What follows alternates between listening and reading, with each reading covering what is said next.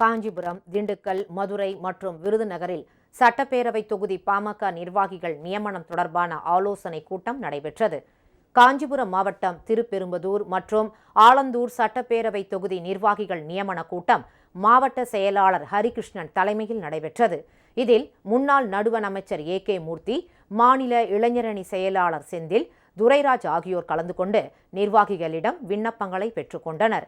இதேபோல் காஞ்சிபுரத்தில் மேற்கு மாவட்ட செயலாளர் மகேஷ்குமார் தலைமையில் நடைபெற்ற கூட்டத்திலும் ஏ.கே. மூர்த்தி உள்ளிட்ட தேர்வு குழுவினர் கலந்து கொண்டு விருப்ப மனு அளித்த நிர்வாகிகளிடம் நேர்காணல் நடத்தினர். தமிழகத்தில் 234 சட்டமன்ற தொகுதியும் புதிதாக தொகுதியுடைய தலைவர், செயலாளர் தேர்வு செய்யும் சொன்னார்கள்.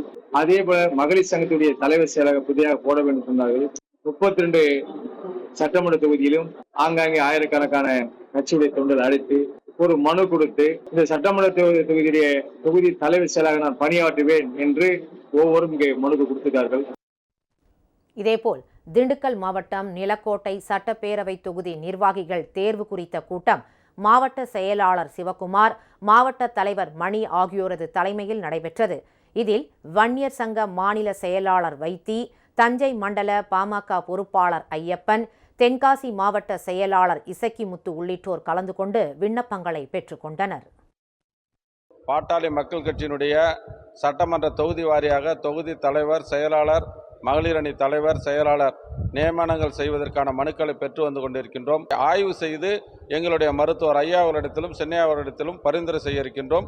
அவர்கள் நியமன கடிதங்களை வழங்கி தமிழகத்தில் 2026க்கான அரசியல் மாற்றத்தையும் ஆட்சி மாற்றத்திற்குமான அடித்தளமாக இந்த பணியை செய்து கொண்டிருக்கின்றோம்.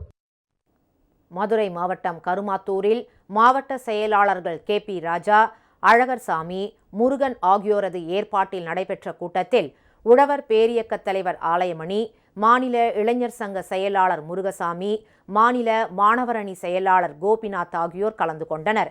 உசிலம்பட்டி, சோழவந்தான் சட்டப்பேரவை தொகுதி பொறுப்பாளர் பதவிகளுக்கு நிர்வாகிகளிடமிருந்து விருப்ப மனுக்கள் பெறப்பட்டன. சோழவந்தான், உசிலம்பட்டி 2 சட்டமன்ற தொகுதிகளுக்கான நிர்வாகிகள் கூட்டம் நடைபெற்றது.